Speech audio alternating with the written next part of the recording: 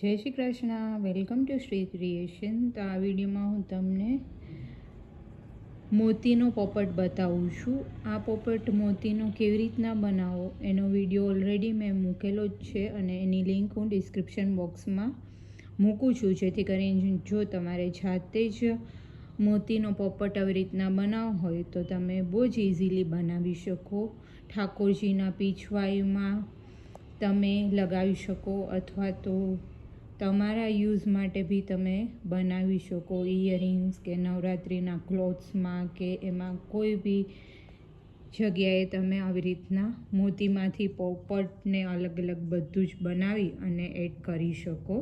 તો આવા જ મોતીના શિંગાર જો તમારે ઘરે જાતે જ બનાવવો હોય અને આ વિડીયો ફર્સ્ટ ટાઈમ વોચ કરતા હોય તો જલ્દીથી મારી ચેનલને સબસ્ક્રાઈબ કરી લેજો, જેથી કરીને તમે બી ઘરે જાતે જ ઠાકોરજીના શિંગાર મોતીના બનાવી શકશો. તો ફરી મળીએ ન્યૂ ડિઝાઇન સાથે. જય શ્રી કૃષ્ણ.